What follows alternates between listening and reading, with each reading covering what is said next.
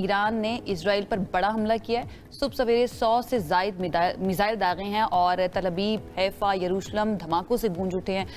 شمالی مقبوضہ علاقوں کی بات کریں تو وہاں پر ایرانی ڈرونز کی بھی پروازیں دیکھی گئیں. ایرانی میزائل حملوں میں حیفا پاور پلانٹ تباہ ہو گیا، جبکہ تل ابیب میں میزائل حملوں کے نتیجے میں 25 اسرائیلی زخمی ہو گئے ہیں.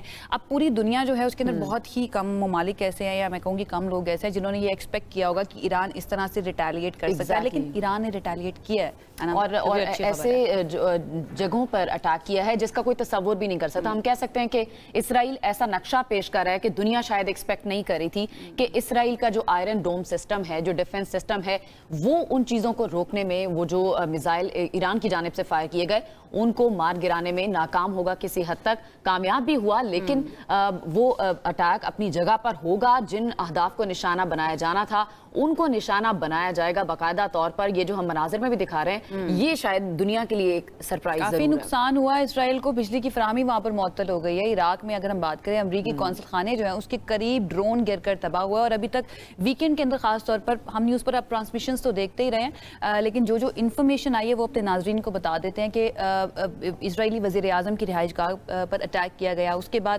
ایرانی وزیر خارجہ عباس عراقچی جو ہیں ان کی جانب سے ایک سٹیٹمنٹ آیا. انہوں نے کہا کہ تہران جنگ بڑھانا نہیں چاہتا ہے، لیکن اسرائیل کے خلاف جوابی حملے اپنے دفاع میں ہم نے کیے ہیں اور یہ حق ہم رکھتے ہیں UN کے چارٹر کے مطابق. اور اسرائیل نے ایران کی جوہری تنصیبات پر حملہ کر کے ریڈ لائن عبور کی ہے. دنیا کو اسرائیلی جارحیت کا نوٹس لینا چاہیے. اسرائیل کے حملے امریکی حمایت کے بغیر ممکن نہیں تھے. ایران بار بار ٹھہرا رہا ہے ذمہ دار امریکہ کو بھی، اور امریکہ کا بھی ایک سٹیٹمنٹ آیا صدر ٹرمپ کا. وہ یہ کہتے ہیں کہ ہم ہو سکتا ہے کہ اسرائیل کے ساتھ ہم بھی شامل ہو جائیں اس جنگ میں، لیکن اگر رشیا درمیان میں آتا ہے، وہ ثالثی کرتا ہے، دین ہم اس کو ویلکم بھی کریں گے. خیر، اس ساری سچویشن کے اوپر بات کر لیتے ہیں اور کس طرف جا رہی ہے یہ سارا معاملہ. ہمارے ساتھ اس وقت موجود ہیں سابق سفیر ہیں سعید محمد خان صاحب. آپ ان کو گاہے بگاہے مختلف ٹی وی چینل دیکھتے رہے ہیں اور ہم نیوز پر بھی اپنا تجزیہ اور انالیسس پیش کرتے رہے ہیں وہ کرنٹ کانفلکٹ کے تناظر میں. سعید محمد خان صاحب ہمارے ساتھ موجود ہیں، ان کو ویلکم کریں گے. سر تھینک یو سو مچ خان صاحب ہمیں جوائن کرنے کے لیے. Thank you very much for inviting. glad to have you on the show. سب سے پہلے تو یہ جو سچویشن بن چکی ہے، ایران نے جس طرح سے ریٹیلیٹ کیا ہے، ڈیڈ یو ایکسپیکٹ اٹ کہ ایران اس طرح سے ریٹیلیٹ کرے گا؟ کیونکہ سب سمجھ رہے تھے کہ اسرائیل نے اٹیک کر دیا، اب تو پتہ نہیں کیا ہونے والا ہے. شاید جو ویسٹرن کمنٹیٹرز تھے ان کے لیے تو ایک سرپرائز تھا، لیکن جو ہم اس علاقے میں رہتے ہیں اور جو ایران کو اس کی ہسٹری کے تعلق سے جانتے ہیں، this was expected. This was expected. دیکھیے، ایران ایک آرڈنری ملک نہیں ہے، اس کی 4000 سالہ سویلائزیشن ہے. Tehran has been a capital for more than 4000 years. ٹھیک ہے نا. سو ہمیں جو ہے کیا کہتے ہیں، کبھی یہ سوچنا نہیں چاہیے تھا کہ وہ بالکل سے ایران جو ہے اسرائیل کی ایگریشن کو برداشت کر لے گا. میرا خیال ہے کہ اسرائیل نے اور اس کے حلیفوں نے ایران کو غلط ریڈ کیا. ان کی اکنامک کنڈیشن بری ہے. اتنے میرے خیال اب 15 سال ہو گئے ان کے اوپر سینکشنز لگے ہوئے.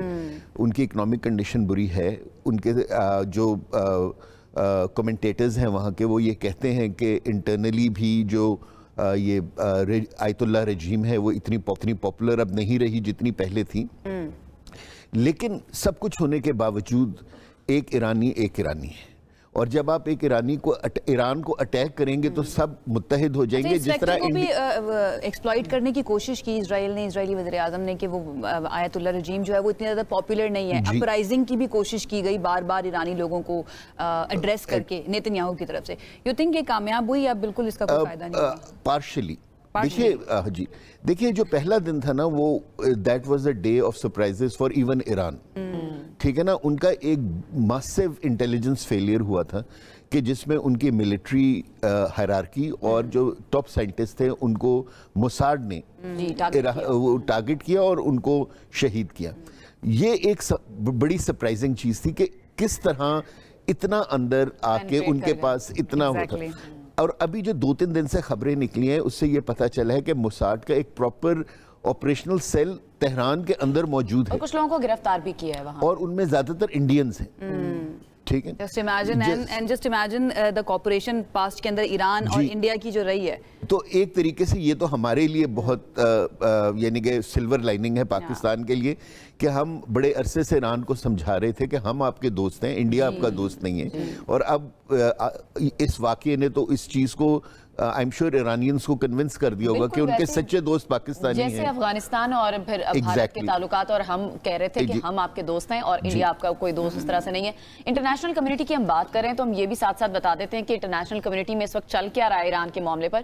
ایران کے صدر سے سعودی ولی عہد اور عراقی وزیر اعظم کا رابطہ بھی ہوا ہے, اور محمد بن سلمان نے اس بارے میں یہ کہا ہے کہ ایران کی خود مختاری اور سلامتی کو نقصان پہنچانے کی جو ہے وہ ہم مذمت کرتے ہیں. ساتھ ہی ساتھ اسرائیلی حکومت یہ چاہتی ہے کہ امریکہ جنگ میں شامل ہو. یہ سعودی عرب کی طرف سے سٹیٹمنٹ آ رہا ہے. پوری اسلامی دنیا ایران کی حمایت میں متحد ہے. عراقی وزیر اعظم کی بھی ایران پر اسرائیلی حملے کی مذمت. اس سارے سینیریو میں یہ جو سعودی عرب کا رول ہے, اس طرح کی سٹیٹمنٹس آنا اور خاص طور پر یہ کہنا کہ پوری مسلم امہ متحد ہے, ایران کے پیچھے کھڑی ہے, دنیا یہ ایکسپیکٹ کر رہی تھی کہ سعودی عرب ایران کے لیے اس طرح کا سٹیٹمنٹ دے سکتا ہے. بالکل نہیں. آئی تھنک پرنس محمد بن سلمان کی یہ جو سٹیٹمنٹ ہے یہ ایک جس کو کہتے ہیں کہ ایک بہت پلیزنٹ سرپرائز ہے مسلم دنیا کے لیے, کیونکہ ہمیشہ جو ویسٹرن جو لیڈرز ہیں وہ یہ ایکسپیکٹ کرتے ہیں کہ جب بھی ہم مسلمانوں کے اوپر اٹیک کریں گے تو ہم ان کو شیعہ سنی ڈیوائیڈ کے اندر سیپریٹ کر کے ہم ان کو ویک کر سکتے ہیں. اور دو ایسے ملک ایران اور سعودی عرب کی ایک ہسٹری رہی ہے. جی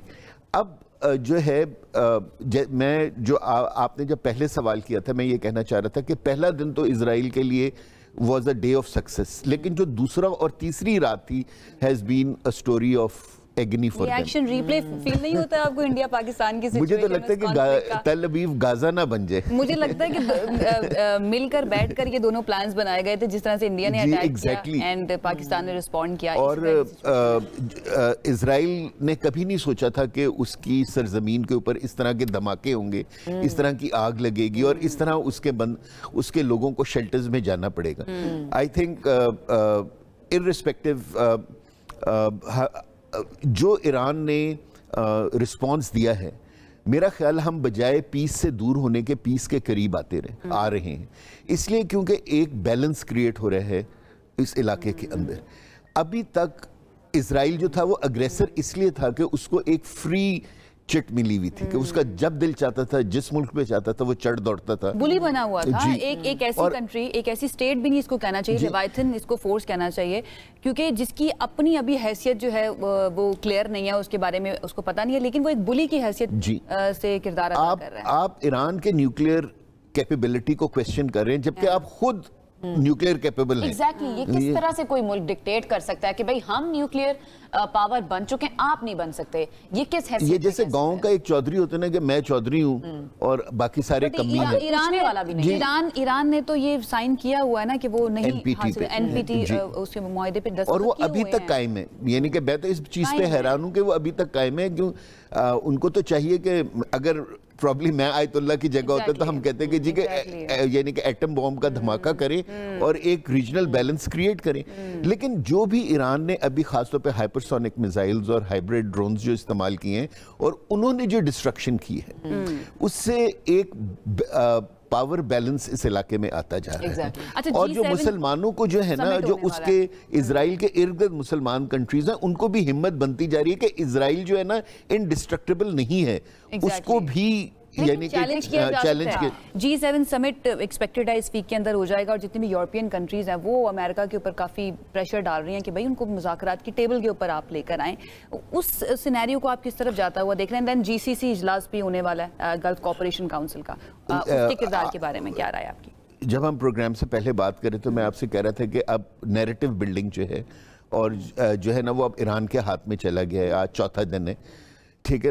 یہ ایران پہ ڈیپینڈ کرے گا کہ وہ کتنی جلدی نیگوشیٹنگ ٹیبل پر آنا چاہتے ہیں. مذاکرات تو پہلے بھی وہ کر رہا تھا, اس ساری سچویشن کو کریٹ کرنے کا مطلب کیونکہ اس وقت جو ہے نا ایران کی جس کو کہتے ہیں عزت کے اوپر ہاتھ ڈالا گیا تھا, ٹھیک ہے نا, اور انہوں نے جو کیا کہتے ہیں بہت اچھے طریقے سے اس دنیا میں اور اس علاقے میں پیس کو پروموٹ کرنے کی کوشش کی تھی, لیکن ان کی اس کوشش کو ان کی کمزوری سمجھا گیا تھا. اور یعنی کہ اسی تھنکنگ کے ساتھ इजराइल ने ईरान के ऊपर अटैक किया था। अब जबकि आयरन डोम जो है जो इजराइल का, वो अब दिन ब दिन वीक होता चला जा रहा है, उनके मिसाइल्स कम होते चले जा रहे हैं और यहाँ से मिसाइल्स की तादाद बढ़ती चली जा रही है ईरान की तरफ से। खबर आई है कि अमेरिका तरसील तो कर रहा है असलहे की खुफिया तौर पर इजराइल को। इस वक्त जो है ना चक्कर ये है कि आप कितने मिसाइल मारेंगे। ईरान के पास 3000 प्लस मिसाइल्स हैं जो सरफेस टू सरफेस मिसाइल्स हैं। इतने तो आयरन डोम के अंदर नहीं है। अगर आप कहेंगे 1000 भी हैं या 1500 भी हैं अमेरिका के भी मिला के, तो आप 1500 मिसाइल्स तो फिर भी बीच में से गुजर जाएंगे। ईरान ने भी अंडर एस्टिमेट किया, इजराइल ने भी अंडर एस्टिमेट किया ईरान की पावर को। जी मेरा ख्याल है बहुत, क्योंकि उनकी वो ये नहीं सोच रहे थे कि ईरान के पास मिसाइल, ये लॉन्ग रेंज मिसाइल्स इस तादाद में हैं कि वो इतनी देर तक यानी उनके ऊपर मिसाइल्स फेंक सकते हैं। वैसे तो इंटेलिजेंस एजेंसी जो इसराइल की है वो बड़ी स्ट्रांग है, तो ये इंफॉर्मेशन कहीं ना कहीं back of the mind Israelites के जहन में होगी कि ईरान इतने बड़े पैमाने पर अटैक कर सकता है। मोसाद जिस तरह से पेनिट्रेट कर चुका है असल ईरान के अंदर। जब आप दुश्मन के साथ मुकाबला करते हैं तो आप ना सिर्फ उसकी मिलिट्री पावर को देखते हैं, आप जो लीडर्स हैं उनको भी स्टडी करते हैं, ठीक है। और जो लीडर्स थे ईरान के वो बड़े प्रैग्मेटिक और सुलह पसंद लीडर्स थे जिनको इन्होंने कत्ल कर दिया, ठीक है। अब ये जो नए आए हैं ये उस तरह बिहेव नहीं करे जिस तरह इनके पहले वाले लीडर्स बिहेव कर रहे थे। अब ये they are behaving very aggressively और ये एक्सपेक्ट नहीं कर रहे थे कि ईरान इतना एग्रेसिव होके करेगा। अगर आपको याद हो कि जनवरी 2024 में जब इस तरह का एक एक्सचेंज हुआ था बिटवीन इजराइल एंड ईरान, तो ईरान ने बहुत ही जिसको कहते हैं ना कि सिंबॉलिक किस्म के मिसाइल्स फेंके थे। लेकिन अब तो यानी कि पूरी दुनिया इंक्लूडिंग द वेस्ट, अगर आप आज सुबह आप वेस्टर्न ऑब्जर्वर्स के कमेंट सुने तो they are very impressed by the response Iran has given. India Pakistan के कॉन्फ्लिक्ट में लोग पाकिस्तान से बड़े इंप्रेस हुए थे। सदर ट्रंप की बात करते हैं तो उनका एक बयान भी शामिल करते हैं। एक मरतबा फिर से वो इसराइल की हिमायत में खुलकर सामने आए हैं। उन्होंने हिमायत का ऐलान किया है और साथ ही साथ कहा है कि इसराइल को उसके दिफा का हक हासिल है, उसकी हम हिमायत करते हैं। ईरान पर इसराइली हमले रोकने से मुतालिक सवाल पर ट्रंप ने खामोशी इख्तियार कर ली और अमरीकी सदर डोनाल्ड ट्रंप ने इस उम्मीद का इजहार किया कि ईरान और इसराइल के दरमियान सीज फायर हो जाएगा, लेकिन ऐसे मामलात के लिए बहुत ज्यादा कोशिश करनी पड़ती है। इस पर आप क्या कमेंट करेंगे? ट्रंप गेम क्या है ये ट्रंप की, ये समझ नहीं आ रही है। What does he want? Confuse हैं, लोगों को कंफ्यूज करें, दुनिया को कंफ्यूज करें, क्या चाहते हैं? मेरे ख्याल वो खुद कंफ्यूज्ड, ठीक है ना। वो उनका दिल चाह रहा है कि इजराइल की मदद करें। I was observing his body language, वो वैसी नहीं है जैसी नॉर्मली होती है, ठीक है ना। पहले तो देखिए it would be naive to think कि इजराइल ने ये अटैक अमेरिका की मर्जी के बगैर किया होगा, ठीक है। सो वो एक जिस तरह इंडिया को एक टेसिट अप्रूवल हासिल थी कि पाकिस्तान पे अटैक कर दें, थोड़ा सा पनिशमेंट दे दें, इनको लाइन पे ले आएं, इसी तरह इजराइल को भी ये इजाजत थी कि आप ईरान को अटैक करें और उसको इन लाइन लेकर आएं। अब जो रिस्पॉन्स आया है ना ईरान का, उसने सबको हैरान कर दिया। और यही मैं आपसे कह रहा हूं कि अब ईरान डिसाइड करेगा कि कब वो नेगोशिएटिंग टेबल पे जाना चाहते हैं। देखिए जब भी आप नेगोशिएटिंग टेबल पे बैठते हैं आपको you have to sit from the position of power. आप जिस तरह एक बड़ा फेमस पाकिस्तान में सेइंग चलती है पावर टॉक्स टू पावर, ठीक है ना। सो ईरान जब तक वो पावर हासिल नहीं कर लेगा जो स्लोली एंड ग्रेजुअली इजराइल से शिफ्ट होकर ईरान के हाथ में आ रही है, वो नेगोशिएटिंग टेबल पे नहीं बैठेगा। अच्छा, आपको क्या लेकिन मेरे ख्याल में अगले 2-3 दिन में वो स्टेज आ जाएगी अगर जंग इसी तरीके से एडवांस करती रही और फिर ईरान नेगोशिएटिंग टेबल पर बैठेगा और अपने टर्म्स के ऊपर इजराइल के साथ